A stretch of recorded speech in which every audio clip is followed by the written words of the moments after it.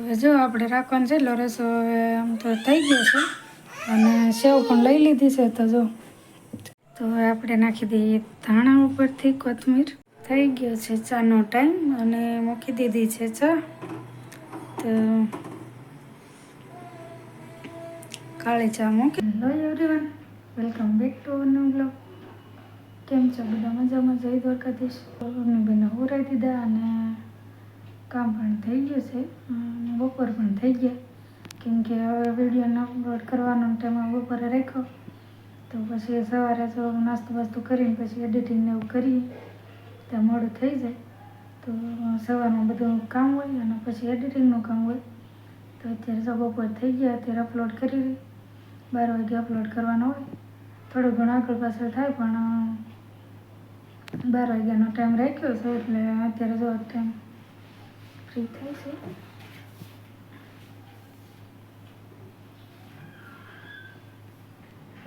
જાગી ગયા છે. ત્યાં જાગી ગઈ હતી તો પછી તો અત્યારે હોરાવી પાસે અને અત્યારે રસોડામાં આવી છે અને હવે જો આપણે રસોઈની તૈયારી કરવાની છે. તો રસોઈમાં તો જો હસમુખ છે ને આજે તે સોળી હતી તો સોળીને ખૂટતા ગયા છે. તો આપણે ડાયરેક્ટ હવે શાક જ મૂકવાનું છે. તો સોળીનું શાક બનાવી નાખવું અને રોટલા લગન મળેથી નહીંતર પછી અત્યારે કરી નાખવું. કાંઈ નક્કી નહીં, પણ હવે શાક તો પહેલાં મૂકી દઉં પછી આવને જાગ પાછું રહે ન રહે એને કરતાં મેં કીધું થોડુંક વહેલું તો વહેલું બનાવી નાખું, કેમ કે 12:30 તો થઈ ગયા છે. અત્યારે જો બપોરે જમવાનું તૈયાર કરી નાખ્યું છે અને હસમુખ તો હજી વાર લાગશે એમ કહેતા હતા એટલે બહાર ગયેલા છે એટલે ક્યારે નક્કી ન હોય અને કામ પૂરું થાય પછી નીકળે એવું હોય. તો મેં કીધું હાલો જમી લો અને અમને ખવડાવી લો.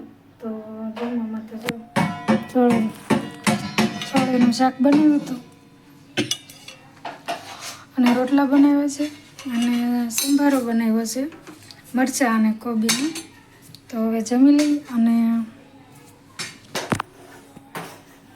મેં કીધું હવે વિડીયો બનાવી નાખું. પછી જમતી વખતે તો અવની છે ને બધું ફગાવાનું મળે એટલે ધ્યાન રાખવામાં જ રહી એટલે વિડીયો કાંઈ હરખો બને નહીં. એટલે છે ને અહીંયા પ્લેટફોર્મ ઉપર જ બધું પડ્યું તો મેં કીધું વિડીયો બનાવી નાખું ને હવે પછી જમી લઈએ. હું ને અવની બે જમી લઈ.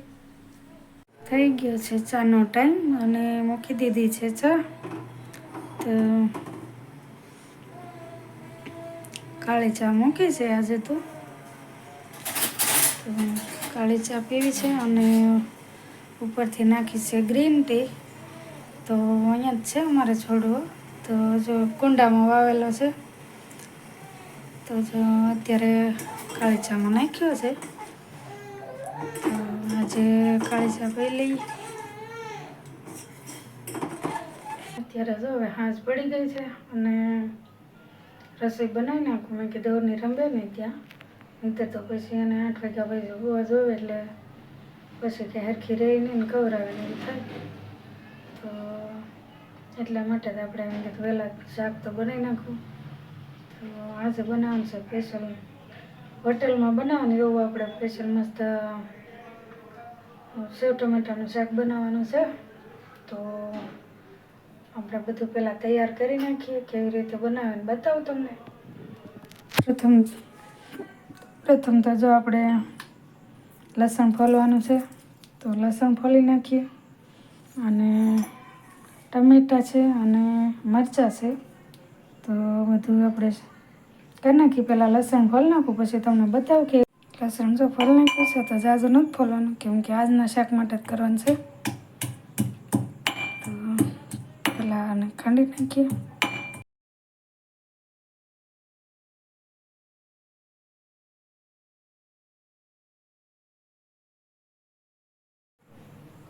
લસણ જો પીસાઈ ગયું છે અને હવે આપણે મરચું નાખી દઈએ એમાં. આમ તો અમે મરચું ભેળવેલું જ ખાઈએ, પણ આ તો છે ને આમાં મરચું ઓછું ને લસણ ઝાઝું એવી રીતે કરવાનું છે એટલે કે એકદમ ભીનું ભીનું રાખવાનું છે મરચું. તો જો બતાવું તમને કેવું રાખીએ.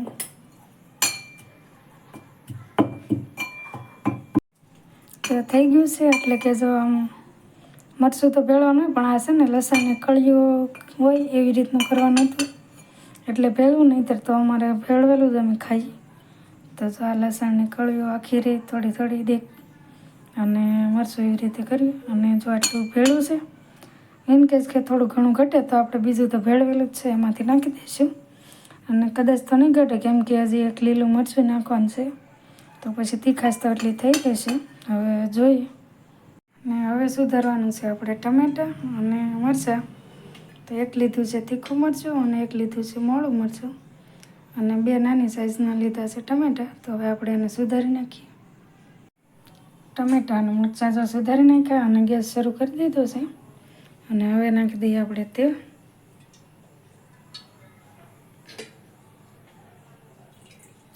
તો જરૂર પ્રમાણે નાખીએ, કેમ કે પછી વધારે પડતું તેલ હોય તો શાક ફીકું લાગે, એટલે આપણે માપે જ નાખવું.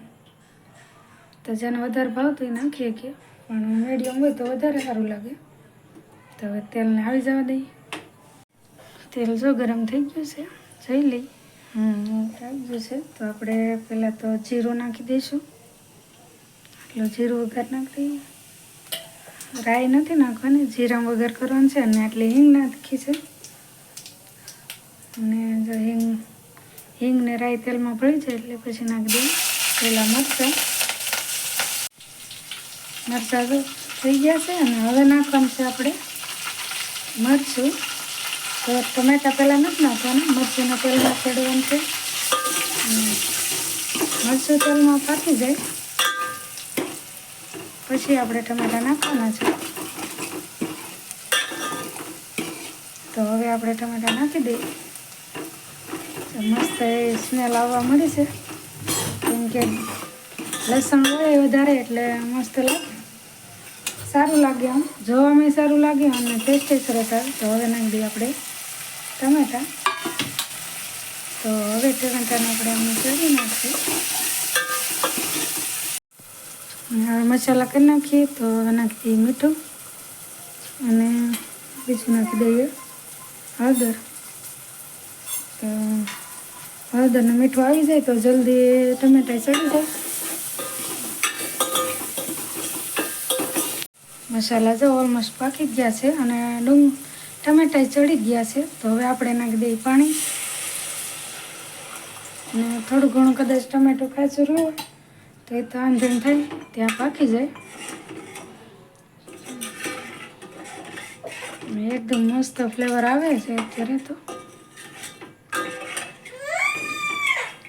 મારે બેનને હવે થોડુંક થાય છે, હવે રંબે થોડી વાર. તો મેં કીધું બનાવી નાખું શાક, રોટલા પછી રાખશું.